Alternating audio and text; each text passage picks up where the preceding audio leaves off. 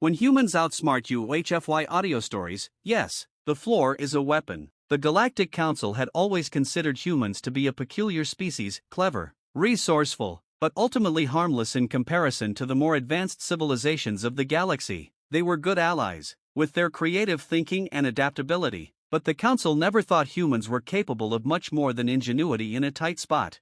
That is, until they met Captain Ronin Carter.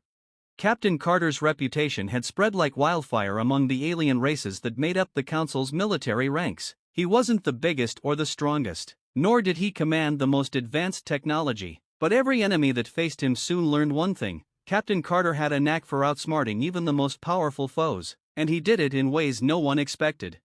The Alvarin warship Kravith hung ominously above the surface of SETI 9, a strategically critical outpost that humanity had established on the fringes of their territory. The Alvarins, a ruthless insectoid species with a penchant for overwhelming their enemies through brute force and technology, had set their sights on humanity's expansion into galactic space. They planned to crush Earth's colonies and prove once and for all that humans were not fit for spacefaring power.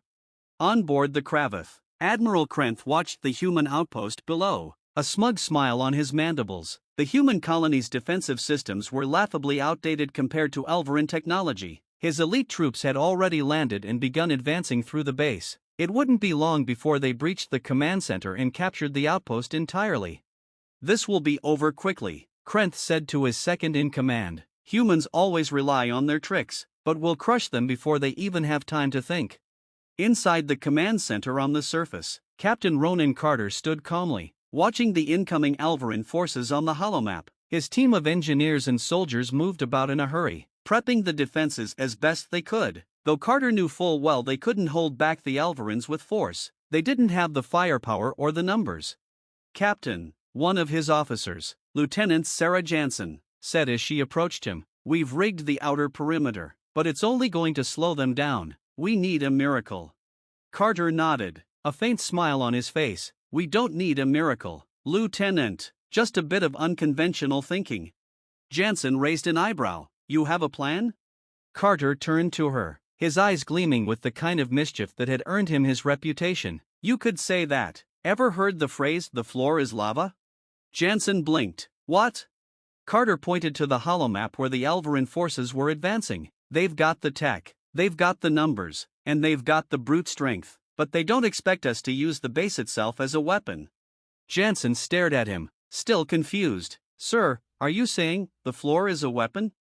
Carter grinned. "Exactly." The Alvarin forces swarmed through the narrow corridors of the human base, their insectoid legs clacking against the cold metal floor. Admiral Krenth watched through his feet as his soldiers advanced toward the command center. Nothing could stop them now. Suddenly, without warning, the floors beneath the Alvarins began to shift. Tiny cracks appeared, followed by bursts of steam. The air pressure changed, and the flooring started to glow faintly with an orange hue.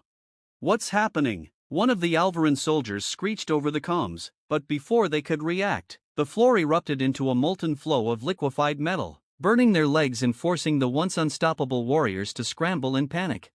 "Retreat!" their squad leader barked, but there was nowhere to go. Sections of the floor collapsed, revealing deep pits and chasms beneath the base, which the humans had deliberately constructed for this very moment. The Alvarins were falling into the traps, their heavy armor dragging them down into the depths. In the command center, Carter leaned back, watching the chaos unfold. He had activated the base's floor heating systems and converted them into a weapon, turning the ground itself into a molten hazard, designed to take out the heavy-legged Alvarins while sparing the humans. Every corridor had been rigged, and the Alvarins were helpless against it. "See," Carter said with a smirk, turning to Jansen, "told you the floor is a weapon." Jansen couldn't help but laugh, though it was mixed with disbelief. "You're insane, Captain, but it's working." "It's not about fighting harder," Carter said, "it's about fighting smarter." Back aboard the Kravith, Admiral Krenth watched in horror as his forces were routed by the very ground they stood on. His smug expression was gone, replaced by shock and disbelief. How had humans managed to weaponize their base in such a way? This wasn't a battle, they were being outplayed by tactics that no Alvarin commander could have predicted. "Admiral," his second-in-command said, panicked, "our forces are in full retreat. We're losing soldiers fast." Krenth hissed, slamming his clawed hand onto the console. Humans, always with their tricks, pull them out. We can't sustain any more losses. As the Alvarin forces withdrew, licking their wounds from the failed assault, the truth became painfully clear to Admiral Krenth and the rest of the galaxy. Humans weren't just capable of surviving in space, they were masters of it, in ways no one expected. The Kravath retreated into the cold expanse, defeated not by overwhelming firepower, but by the cunning of Captain Carter and his team. Word of the battle spread quickly, and the legend of the human officer who turned a base's floor into a weapon became the talk of military strategists across the galaxy.